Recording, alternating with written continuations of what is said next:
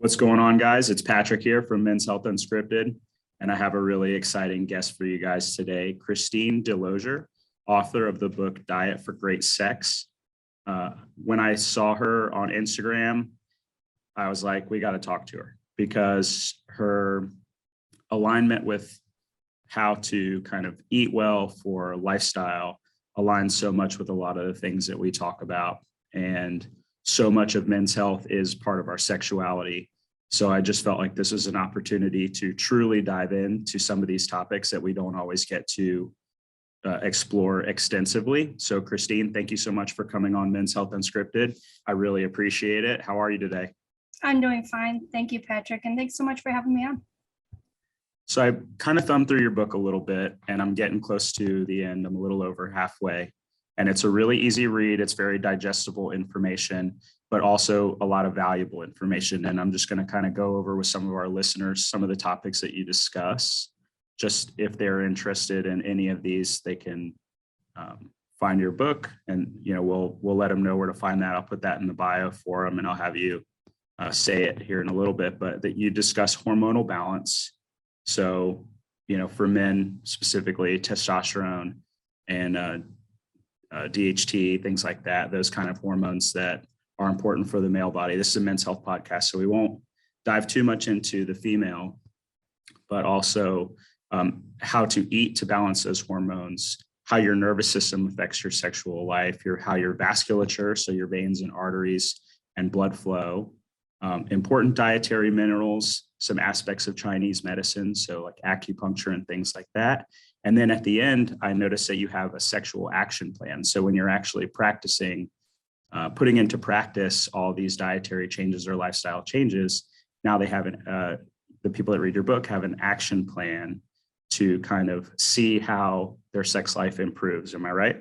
Yeah, absolutely. And then what you haven't gotten to yet is the bonus, which is a step-by-step tutorial on performing oral sex, just as kind of an add-on. It's not nutrition, but it is putting what you put in your mouth. So I guess it kind of fits with the topic of the book. So right. Well, all that's important, and it creates for a better sexual environment and a healthier sexual environment. And pleasing a partner in multiple ways is definitely beneficial to a healthy sex life. Absolutely. So we can just dive right into it. How does your diet affect your sex life? Well, to start off with, we kind of have to reframe what is good sex, because when we think about good sex, we usually think of it as a psychological phenomenon. The right partner, the right mood, the right situation, that sort of thing, ambiance, all those things come into play and come into mind.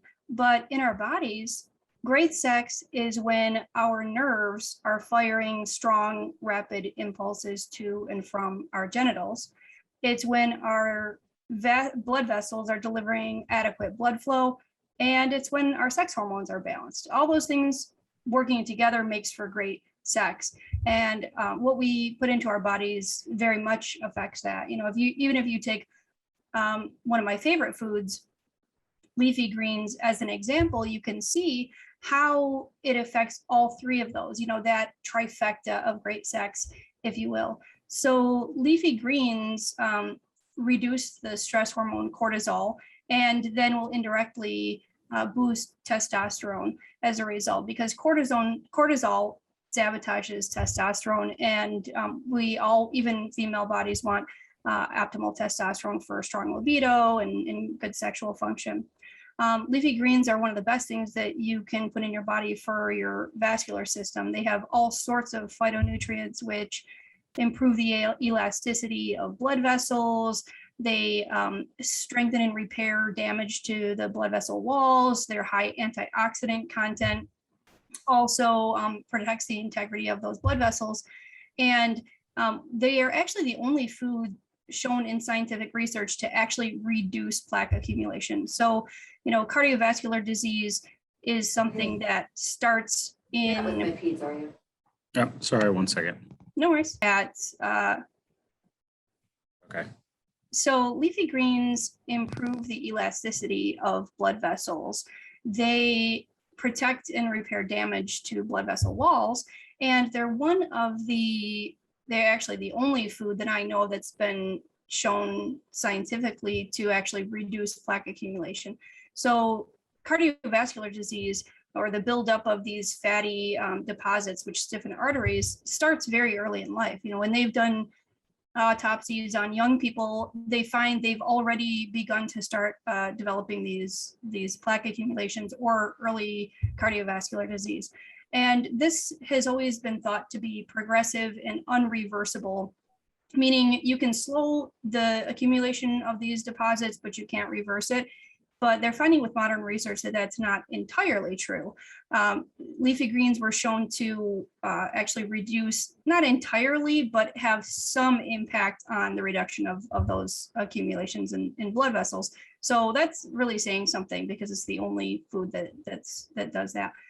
And all the antioxidants in leafy greens also strengthen and speed nerve conduction. So all those signals of pleasure to and from genitals, we want those signals to be stronger and faster, because that simply means more pleasure.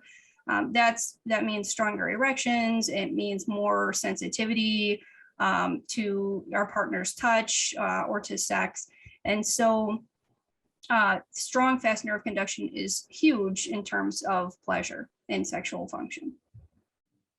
So I wanted to go just backtrack for a couple of steps, and sure, I don't think it's kind of discussed enough, is since we're talking about men's health. So the vasculature of the penis is actually closely related, very closely, I think more so than anywhere else in the body, to the vasculature of the heart.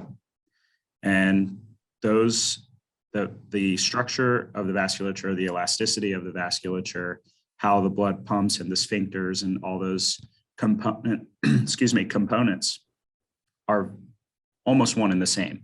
The heart obviously is a little bit bigger because of how much blood it actually has to pump through the body. So other than size, it's very similar. And so in our research for men's health, we found that as plaques develop, if there are problems with erectile dysfunction and there are plaques developing in the penile area, chances are there are some plaques developing near the heart. So it's more so, not only is it helpful for great sex to have clear arteries, but it's also an indicator for heart disease if erectile dysfunction is a physical issue. There are other reasons for erectile dysfunction, and we can't discredit those.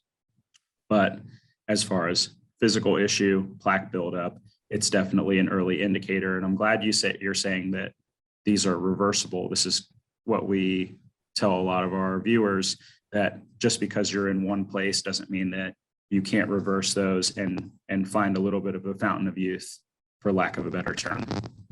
Yeah, so the arteries in the penis are among the smallest in the body. So when any kind of accumulation is going to show up in sexual dysfunction long before you see any kind of signs of, plaque accumulation in the aorta, which is a huge blood vessel, for example.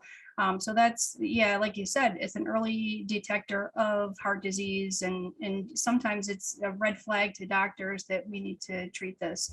So fortunately, what we put into our body, can help to bring, turn back the clock, at least to a certain degree. So we're a big advocate for celery for a lot of reasons.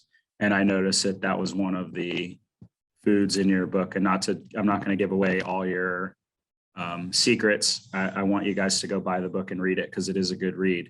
But how do you feel about celery's impact on sexual function? You have a lot of the zinc salts that stimulate the pituitary thyroid hormone or pituitary thyroid portal, and you have, which increase your LSH, FSH, and sexual hormone function. And so one of those foods is celery. We have a few other foods that we discuss, and they're in your book, but you definitely hit on a lot of other foods. How do you feel about celery as something beneficial to a man trying to kind of improve their sexual function? Oh, it's great. Yeah, it's definitely something I would recommend. I mean, there's a lot of reasons. I mean, when you talk about zinc, for example, zinc is a huge player in sexual function. It's important for not only strong erections and balanced hormones, it's also important for fertility and sperm motility, sperm health, all of that. Not only does celery have that, but it also has naturally occurring dietary nitrates, which are good in the short term to promote vascular health in general. And then it's also good in the long term to promote vascular health, but it's also good in the short term. So for example, dietary nitrates are what dilate blood vessels. And when we want more blood flow to the penis, we want our blood vessels to be dilated. So in one study, for example, this wasn't with celery, it was with spinach, but what they were testing was the impact of food on short-term nitric oxide production. So after participants ate one single serving of spinach, and then 2 hours later, they measured their salivary nitric oxide, which remember is what dilates blood vessels. It was 8 times that of baseline. So that's a huge impact with one serving of spinach. And celery is up there with its dietary nitrates as well. We're not talking about salami and deli meat nitrates. We're talking about naturally occurring nitrates found within healthy foods. So that's it's good for that as well. And I know there's a big wave of people drinking celery juice, which, again, it has potassium in it. It's got a lot of other nutrients that are really important for vascular health too, especially when you drink celery juice, you get a lot more potassium than if you're just eating a few stalks, for example. Potassium is one of those things that, human beings used to take in about 10 times as much potassium as sodium in our diets. And now it's just the opposite. With our processed diets, we take in about 10 times as much sodium as potassium. This wreaks havoc on our blood vessels. It promotes deposits and hard calcifications of the blood vessels. And it just stiffens them in general and just makes for a reduced blood flow. So potassium basically offsets the damage caused by salt, and it has its own effect on, the promoting health of that vascular endothelium, that the thin lining of blood vessels, to help make them deliver more blood flow. So, when you drink a glass of celery juice, you're getting a lot more of that potassium, which is really important. Of course, leafy greens also have potassium. And there's not a whole long list of other foods that we eat regularly that have a lot of potassium. Most of them have about 20%. If you eat a baked yam with the skin on it, that's about 20%. And about 40% of the potassium is in the skin. So you really want to eat the skin. Same with a baked potato. And then you have, squash, oranges, mangoes, bananas. There's not a huge list. Right. So you really have to make an effort to put it into your diet. Right. So I have my spinach and celery juice, my lunchtime concoction. There's a great juice bar at this clinic, and I've been taking advantage of it every day. So nice. I hear you on that. So I kind of wanted to discuss a little bit about the sodium content. So the sodium in the American diet is really elevated. And so a big issue with that is that it also has an impact on our nervous system function, right? Because you have, not to get too sciencey for anybody, but you have the sodium potassium ion pump that regulates the neurotransmitter firing down the myelin sheath and the whole nervous system. So an imbalance in sodium potassium can really wreak havoc on our central nervous system. And too low potassium can actually put somebody at a risk for a cardiovascular event because the heart is not able to pump in the way that it was made to. So great point on the consumption of potassium and the importance for that. Yeah, and thank you for telling me about the impacts on nerve conduction as well, because nerve conduction is just so incredibly important for all aspects of health, but especially for sexual health. So another reason to get your potassium and stop eating so many processed foods. Right. Yeah. And one last thing is that the sodium can kind of help lead to high blood pressure, which can also stiffen your arteries. So there's a lot of reasons to reduce the amount of salt that we eat, not just, for the sexual health benefits, but for the overall health benefit. Yeah, most people, according to my research, most people take in more salt than is considered tolerable for human consumption. And even in the short term, so if you're having a date night, you're planning on getting busy, you don't want stiffer blood vessels. A high salt meal will actually stiffen blood vessels measurably within 30 minutes of eating it. So it's important both in the short term and the long term, for good sex. Absolutely. So Christine, how did you get into all this? We kind of hit the diet. We skipped your background a little bit. I was maybe a little too excited to get into the topic, but how did you begin to specialize in sexual health and the importance of nutrition on sexual health? So when I was an undergraduate, I actually trained to be a research scientist, and I didn't end up going into a career in it, but it did give me an appreciation for the scientific method. And as a result, I brought that whole mindset into my book. I am an acupuncturist and herbalist in private practice, specializing in sexual health. And most acupuncturists, we treat a lot of back pain, neck pain, things like that. And I just, years ago, I had a patient come in and ask me if I could do anything to help him have stronger erections. And so his treatment was very successful. And then I just had several more patients back to back come in, and he and the others were so happy that this could help them in their intimate lives, with their partners. And it really made such a difference to their lives. It's something that's very difficult to treat. And so because of that, I really found it to be a really meaningful thing to specialize in. And that's why I kind of went in that direction. But I've always been kind of obsessed with food and kind of a natural approach to our health and well-being. So I would always ask my patients what they would eat. And my book was basically my attempt to put it all down on paper, scientifically, get all the evidence behind it, and really show in a very concrete, user-friendly way what the impact on what we eat is for sexual health. So that's kind of what brought me here. I'm happy you're here. So I did notice in reading your book and kind of talking with you, and kind of something to build on a little bit of what you say. So there isn't a lot of animal products in your book. And even in the preface or the introduction, where you have the guy and the girl, you're discussing like the date night between the guy and the girl. And I think it was chicken Alfredo and creme brulee, right? Right. So it was a delicious meal, and definitely probably a delicious date night food. But also if it's kind of on your third date, maybe not. And from what you're saying, there's a lot of interaction that was exchanged between them. So they're getting ready to get busy in this little story to kind of open up your book. And you can kind of see where the chicken Alfredo might have a little bit too much fat content in it. Definitely has way too much sodium in it. The creme brulee is probably a little too sweet. So all these things are going to kind of impact the biochemistry of these two people getting ready to explore intimacy for the first time. Yeah, and actually a high fat meal, so like a fatty, greasy meal, has been shown in research to have not only long-term effects on the vasculature, but short-term effects as well. So there are certain things that will actually within the 2-hour period measurably stiffen blood vessels.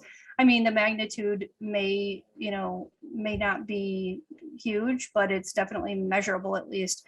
A fatty meal will do this, but interestingly, an omega-3 fatty meal will have the opposite effect on blood vessels.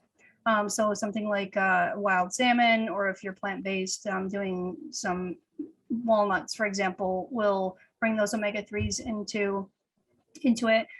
So the creme brulee, it's high in fat, high in sodium, both of which are going to stiffen blood vessels in the short term. And then you've got this very sweet dessert, which anything that elevates your blood sugar is going to tank testosterone. So you get a sharp decline in testosterone, you get this effect on your blood vessels, and it all kind of makes for bad sex, or not sex that isn't as good. Right. So I definitely, I think I read an article the other day where white refined sugar, processed sugars, processed foods that convert to sugars generally will lower a guy's testosterone, I believe, within 15 minutes of consumption. It's something along those lines, but it was just alarmingly short. What a duration is. Like, you haven't really even digested that before the impacts of those refined products are going into your system. So as far as the meat goes, I'm not plant-based, but I did read things like I read Dr. Greger's How Not to Die, for example, and I respect all the research that went into it.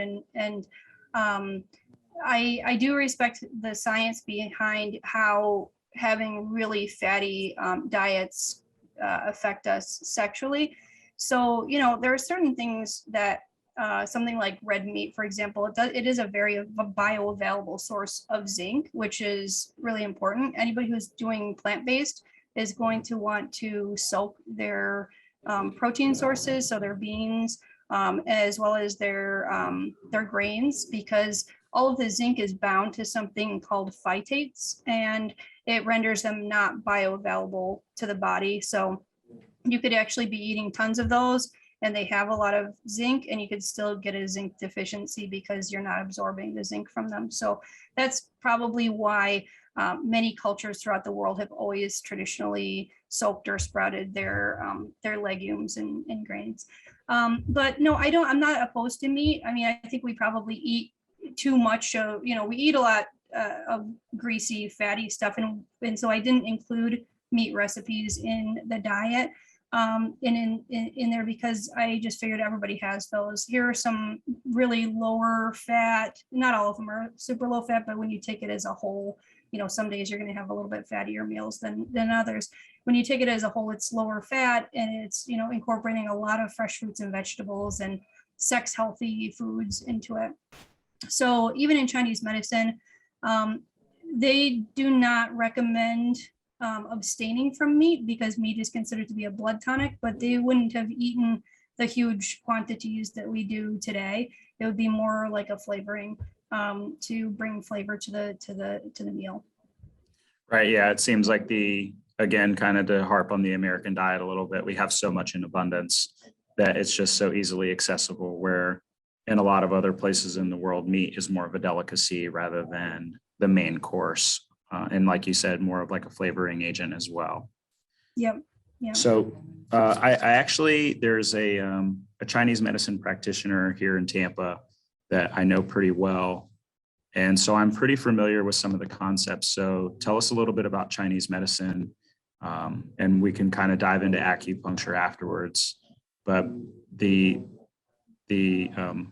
lady that I know that performs Chinese medicine is really knowledgeable on a lot of American medicine, a lot of our pharmaceuticals. I mean, she has a pretty broad knowledge. So how'd you get into Chinese medicine, and what exactly kind of services does that profession offer to someone? For sexual health? Sure. We'll keep it with sexual health. Okay. So, you know, the basic premise of Chinese medicine is the balance of yin and yang within the body. You know, you have the feminine, cool, liquid substance of yin, and you have the masculine, hot function of yang, you know, the interplay with them. And of course, yin and yang are infinitely divisible, and we all have both within us, of course. So that's just you know, in a nutshell.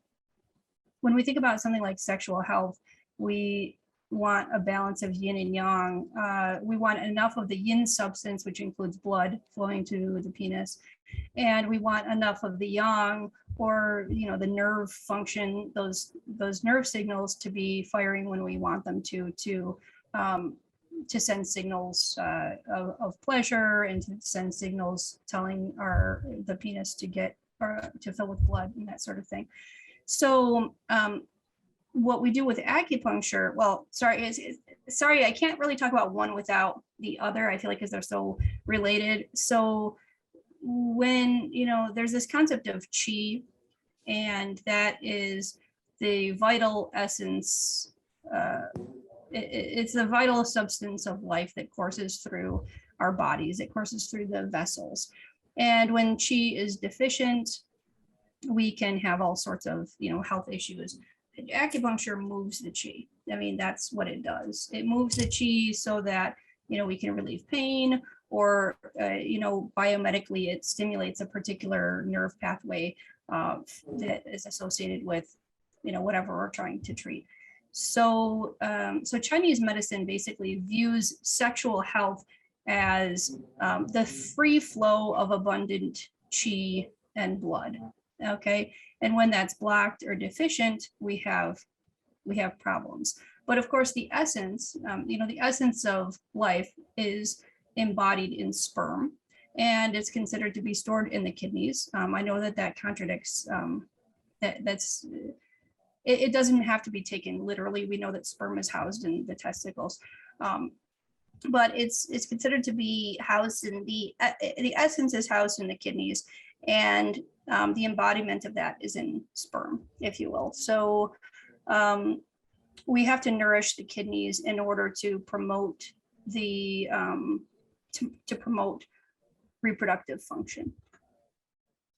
That's really interesting, and I know that it would go against conventional wisdom to just say, well, yeah, sperm is created and stored in the testicles. But if you think about it, your kidneys do have a line leading to your bladder penile area. So I'm sure that there is some sort of, not to get too woo-woo for our listeners, some sort of energy convergence that happens there. And if I'm a big yogi, so like I've seen all the chakra diagrams, and I've definitely done some chakra-based meditations, and certain energy clearing techniques, I felt, whether it's placebo effect or not, I really felt like they worked for certain aspects. And so I feel like from what I understand about acupuncture is that there are energy blockages, for lack of a better term, and it's really just kind of clearing that out. So it's almost like you have a plaque in your energy highway, and you're kind of clearing that. Is that kind of an easy way of putting it? Yeah, so you have all different degrees of blockage. You can have this, energetic kind of blockage, and you can have a physical blockage. So you can see a physical blockage of qi with plaque accumulation, for example. Those are the vessels of the body. And, these vessels or meridians correspond with the vascular system and the nervous system. Those little highways, that's what they are, that's where qi and blood move through. So, if you have a severed nerve, or if you have plaque accumulation or anything like that, that's a physical blockage of qi. That's pretty interesting, and a really nice way of putting that. So to maybe dive off the sexual function a little bit, what are maybe some other techniques or some other kind of areas of your life that could be freed up by acupuncture? I know that there's good maybe evidence in sleep, stress management. I've heard of sexual health function. Is there anything else that people might be able to seek out acupuncture for? Yeah, absolutely. The research is strongly in support of acupuncture for things like back pain, headaches, neck pain, nausea, menstrual cramps, and that's the short list of things that will be covered by insurance, because the research is there to show that it works. My own personal experience is that it really works well for sexual function, but there hasn't been a whole lot of research. I think I've seen maybe 3 studies on sexual function and acupuncture, and they were favorable, or I think there maybe have been 4, and one of them was not favorable. 3 were favorable, as I recall. So yeah, there's not enough research out there for insurance companies to start paying for it, but yeah, that can definitely help. We tend to specialize in certain things too. So, for example, I have a friend of mine, he specializes in women's health. And so you get to treat that over and over again, and your success rate kind of goes up with those conditions, of course. So for example, when you say like, oh, it's good for insomnia, I don't treat a lot of patients for insomnia. So when I do see a patient, they're like, well, is this going to work? And I always say, I don't treat enough patients to tell you how often it works or not. I can tell you how often it works in sexual health. I can tell you how often it works with back pain, because I treat it myself. And then the other conditions I know from research. But somebody who specializes in that sort of thing probably has a lot better success rate at that particular thing than I do. if that makes sense. Absolutely. So, sorry, go ahead. Oh, no, go ahead. So yeah, so there's all sorts of things that it can help. I know just from personal experience, it works really well for pain conditions. It works really well for headaches, migraines, and again, sexual health. I've treated a lot of female patients for things like vaginal dryness, for things like menstrual disorders, and things with their cycle. And so I know that it works for that. I know it works for premature ejaculation and for erectile strength, that sort of thing, because I treat it all the time. So kind of to build off the pain management aspect of it, I was actually giving a presentation on pain management yesterday in clinic. And we were discussing how there was such good data behind pain management that insurance companies were actually starting to pay for that. And it would kind of, the people that were seeking it out had actually reduced the amount of opioids that they were taking. Not to get too far off the sexual health topic, we'll come back, but I feel like it's very interesting that there's such good data in some of these homeopathic type treatments that now insurance companies are paying for them, and they're probably in long-term cheaper towards the healthcare system, where I know the Chinese medicine practitioners that I know are really kind of like, you come to me for a short amount of time and I help heal, help some healing processes.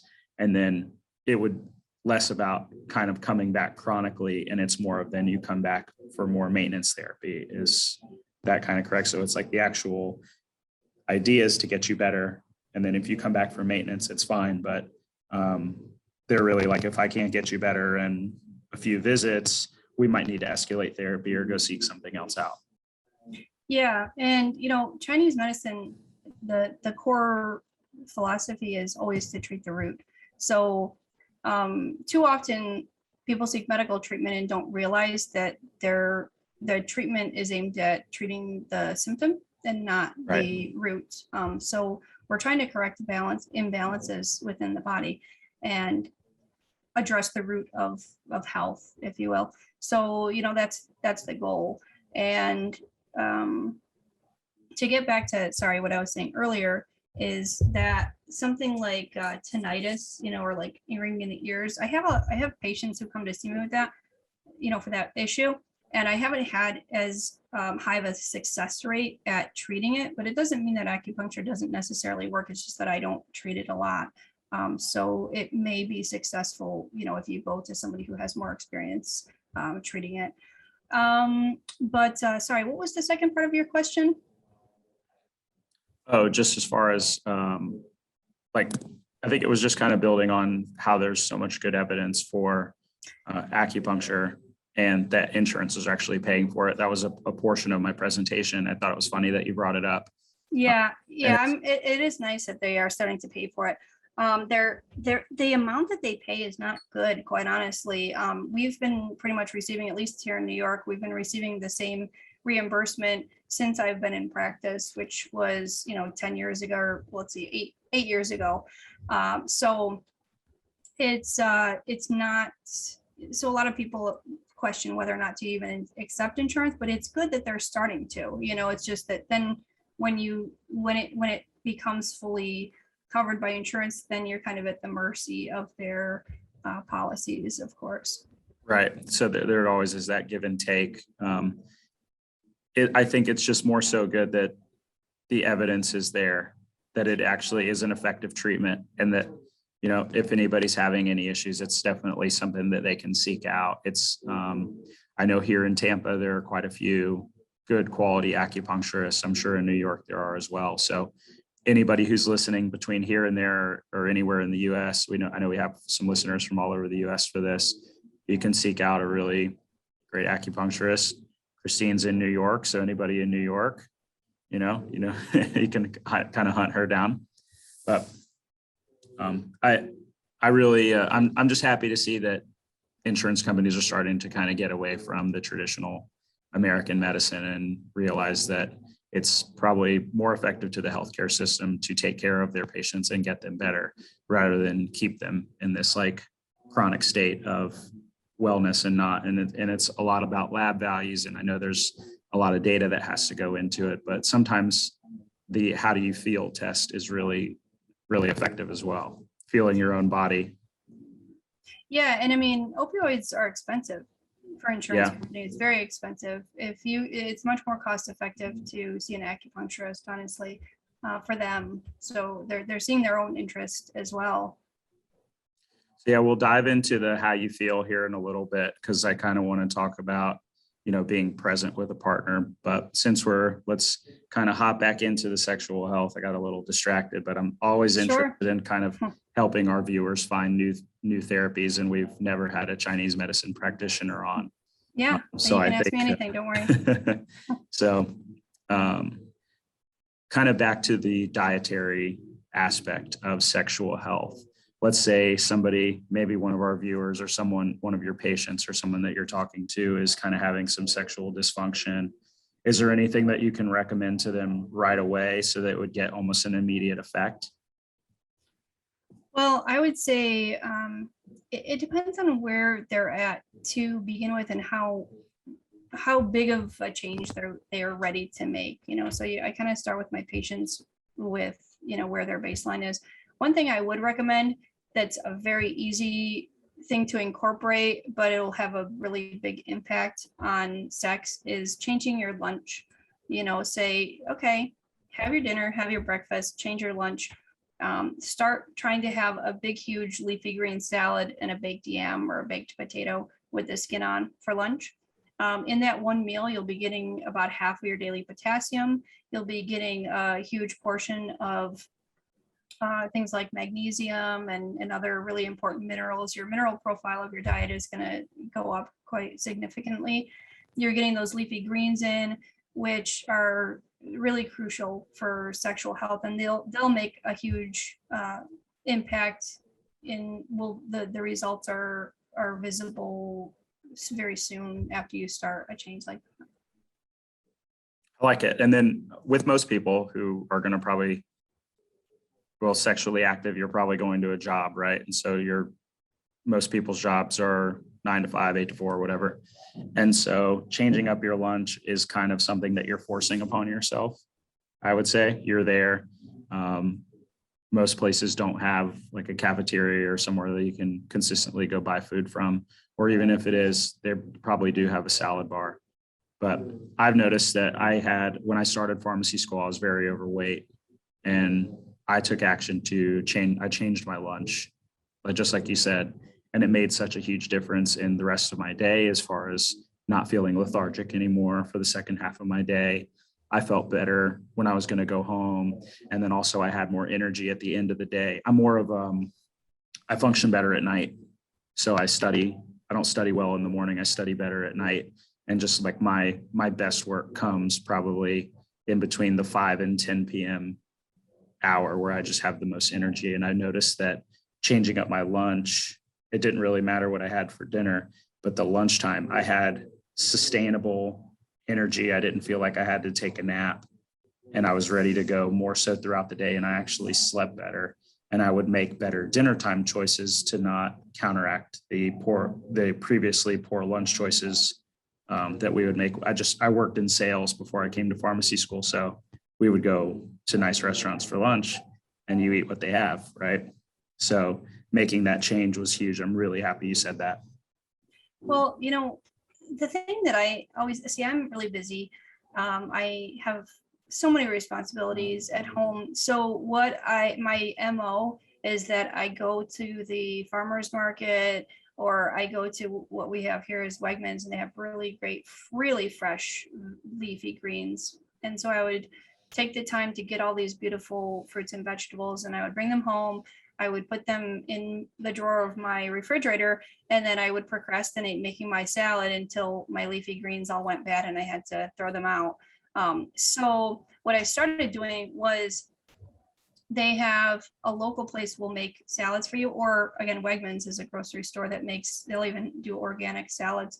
I would have like 3 or 4 salads made at a time, and then keep them in my fridge so that I could just grab them and take them to work with me. So even though it was more expensive, they didn't go bad, which was nicer, so that's an easy way to kind of, make it so you actually follow through on it when you're real busy.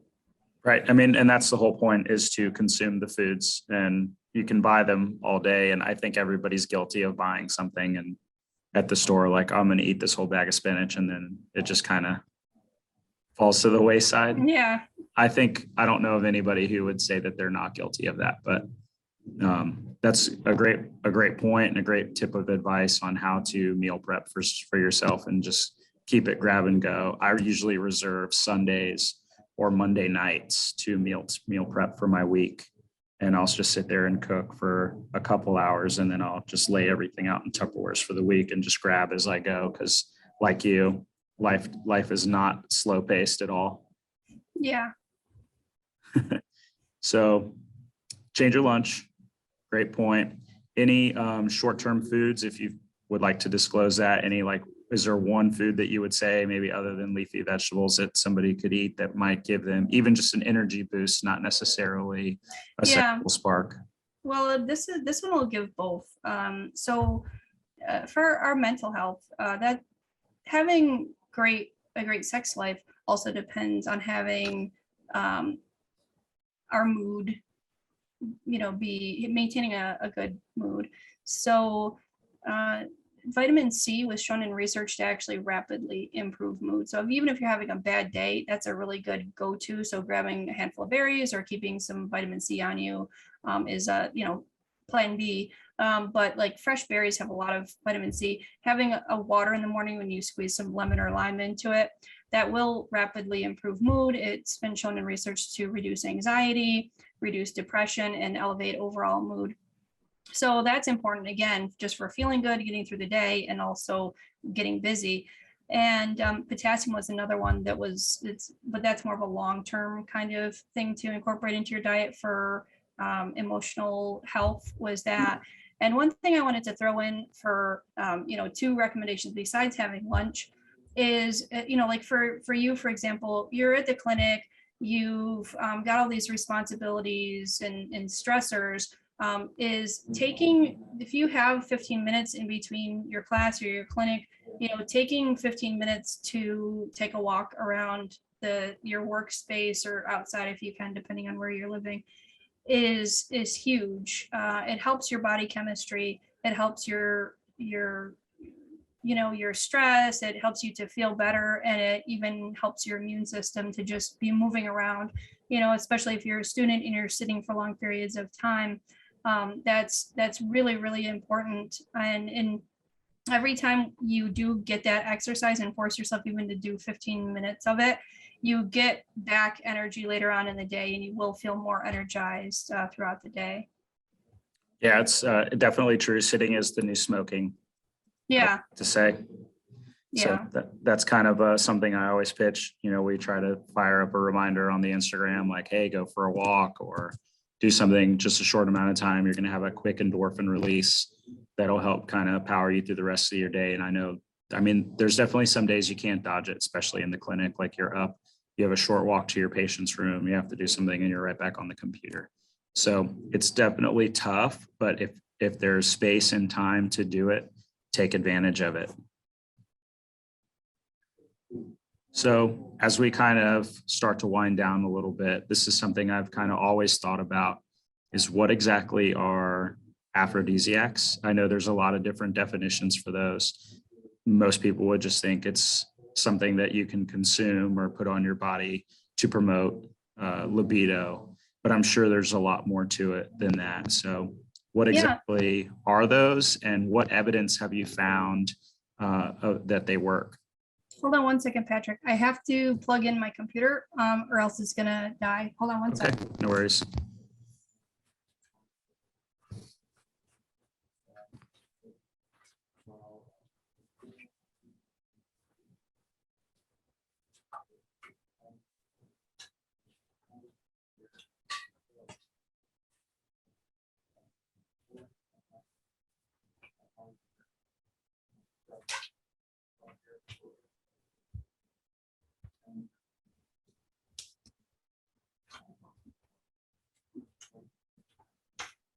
Okay, I'm back.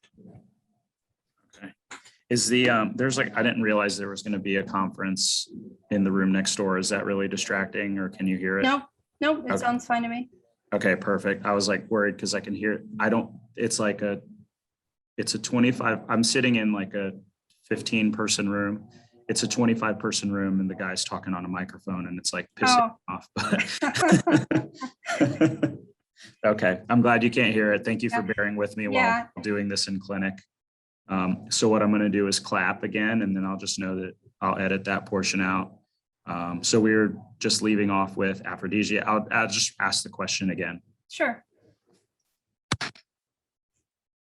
So Christine, this is something that I've kind of been thinking about. There's a lot of media and maybe some literature on aphrodisiacs, and most people would just think that it's something that you would eat or put on your body to promote libido.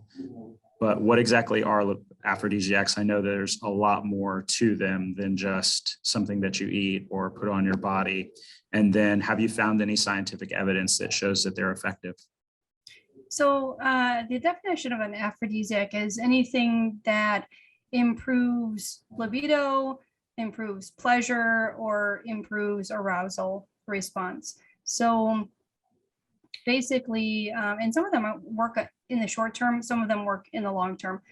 Many of the herbal aphrodisiacs that I found that had some scientific research to show that they worked, there was a very narrow window between efficacy and toxicity. So an effective dose and a toxic dose. So the safety of these was a big concern. Something like the most known aphrodisiac, Spanish fly, for example, has countless deaths, reported throughout history. I mean, we're talking about, we have thousands of years, documentation of deaths from Spanish fly, and it does work. It's the blister beetle, and it's mashed up blister beetle, which irritates the urinary tract, and that therefore causes an increase in blood flow. So again, it works to increase blood flow, but it can be very dangerous. And, there are some culinary aphrodisiacs that have a little bit of research to support them. I have a whole chapter on aphrodisiacs in the book, and I included all of the ones that I found some evidence on. That's not a lot of evidence. We're talking about, a few studies per aphrodisiac, but since they're culinary aphrodisiacs, they can be kind of safe and fun to play around with. So for example, cloves in one study found that within 2 hours of eating cloves, or two hours post eating cloves, people had better sex and greater sexual satisfaction. One of the more widely studied aphrodisiacs that actually does have some research to support it is saffron. So there are animal studies, there are human studies, just showing that, those who take saffron have better sex, more sex. They have sex after they're sexually exhausted. They, have, higher libido, all different dimensions of sexual function. So that was one. And, a lot of these aphrodisiacs, the research that I saw, they may elevate testosterone a little bit, and that's, how they have their effect.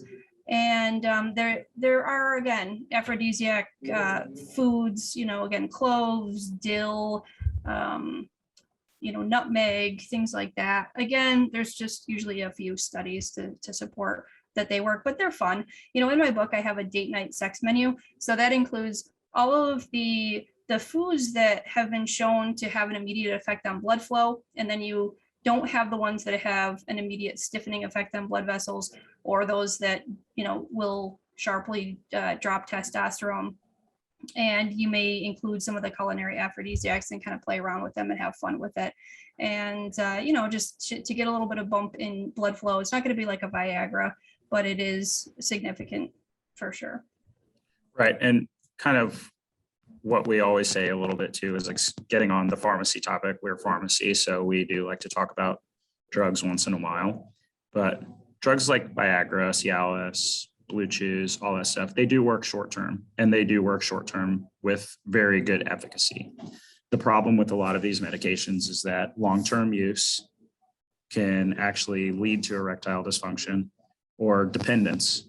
And even after a while, you have the diminished effect of these medications. So if it's a situation where somebody is trying to get better from an issue, or they're kind of working through something, yes, these drugs can be effective, but there really isn't, kind of to talk about the diet for great sex, is that a lot of these medications do not necessarily always have a prolonged effect. I mean, we've seen people in our different clinic sites who, if we're, in retail, I know in my retail setting, we had a guy come in who was just telling us that his ED meds were no longer working for him, and he wasn't sure what to do. And so it was I kind of took it maybe a little bit out of the pharmacy student role, liberty, to kind of say, maybe it's time for some dietary adjustments and lifestyle adjustments and titrating yourself off these medications, because after a while they do have a diminished effect. There are some studies that show that. And with like a lot of other pharmaceuticals, the body is actually really good at adapting. And I think that's what a lot of people don't realize, is that you can take a medication for a long time and it works really effectively for a good amount of time. And then after a while, depending on the medication and your body's genetic composition and how you kind of react to these medications, because your body treats medication almost like poison. And so it's going to start trying to clear that medication faster with chronic use. And so then you're going to have a diminished effect. And so what's the option? Raise the dose, and you run the risk of increasing the side effect profile, or add on concurrent medications. And so then now you have the risk of drug interaction, other side effect profiles, things like that you're adding to the person's life, where it's really important to, how I came into pharmacy with no previous pharmacy experience. So I came in completely unbiased and just decided to develop my own opinion. And I think a lot of Western medicine is really great in short-term use, 6 months to a year, to make an effective lifestyle change and get off. Now, in some cases you can't, and there's genetic issues. There's a lot of things where it's not, but in the average person, there's a lot of opportunity to actually get off medications. Pre-diabetes and early stage diabetes has multiple studies showing that it is reversible. High blood pressure is reversible. Hyperlipidemia, so high cholesterol, things like that are reversible. Once we get to a point where it's a chronic issue, it actually becomes harder and harder, because the body has actually acclimated. So people's bodies actually acclimate to high blood sugar. Your vasculature will acclimate to high blood pressure, and actually lowering the blood pressure quickly can really cause a lot of problems as well. So those kind of things, if you catch them early, those medicines are great for helping someone make a lifestyle change and get off. Yeah, that makes a lot of sense. And, pharmaceuticals have their place in a lot of acute conditions too. My experience has been treating chronic long-term conditions, lifestyle is the first option, diet, lifestyle, exercise. And even, as I'm getting older, I see the relationship between our, all of the traumas and stressors that we've had in our lives can contribute to our present state of health so much. So, doing things like, whether it's meditation or just working through any kind of baggage that we have, can also help us tremendously on the way to good health. Absolutely. So one last question before we kind of wind it up for today. And I want to preface this by saying it's been an absolute pleasure to talk to you. I've learned a lot, and I can't wait to finish reading your book. So actually, two questions. Where can our listeners find you? Where can they find Diet for Great Sex? If you have a website or social media, fire it off here, and then I'll definitely put it in the bio so they can track you down.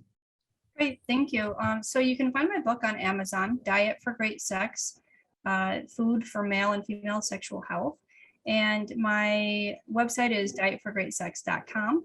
I'm on social media, and I have some videos of recipes and things like that on Instagram at Diet for Great Sex, and on TikTok at Diet for Great Sex. Fantastic. So we'll definitely be, I follow Christine. It's a great follow. I learn a lot, and I've learned a lot on this podcast. And so last question, what are some ways that maybe outside of the diet that we can be better lovers. So we've kind of talked, we've had a few sex therapists on, dating relationship advice coaches, and we do talk about being present with your partner, maybe turning off your phone when you're with someone that you care about. So what in your experience, and maybe some tips that you can give our viewers on how to just overall be a better lover outside of diet? Well, I think the most important way is to bring kindness into the bedroom. I mean, just like, being kind benefits every aspect of our lives, including with our partners. And the biggest complaints that I have, for example, from my female patients and friends, is just a lack of attention sexually to them. So we will all have better sex when we think of our partner as equal. It takes the female body a lot longer to climax, and it requires a little bit more knowledge base. It requires a little bit more investigation. But that, I think that's part of being a kind lover, is to take the time, not just to find out who your partner is and what they like, but to find out what each partner likes, because you may have been in a relationship with someone who whatever techniques you are bringing, that works for them, but you have to have a continual open line of communication with every partner, and ask, does this feel good? Which feels better, this or this? And there's a lot of insecurity that we all bring to the bedroom. All of us, we worry about our bodies, and we worry if our partner likes our bodies. We worry if we look, taste, smell good to our partner. And so being kind includes being accepting of our partners, letting them know that you are happy with the way that they are. And that's basically how we can be kinder, taking the time to pleasure them and viewing their pleasure as equal to our own, and also making them feel beautiful. I really like that. That's articulated differently than any of our other guests before. All great pieces of advice as well, but I really liked how you verbalize that, because I think it is important, and being in the bedroom is a really vulnerable place for a lot of people. I mean, you're naked, you're kind of out there, you're making weird noises, right? Like there's all kind of stuff happening. So it can definitely be an interesting space, and it's really kind of a space where you get to know someone kind of better than you ever have in that moment. And so it's good to be accepting. So I completely agree. So Christine, it's been an absolute pleasure. Thank you so much for coming on Men's Health Unscripted and kind of discussing with our viewers how to diet for great sex. Well, thank you so much for having me on. It's been a pleasure for me too. Good luck with your studies. Thank you.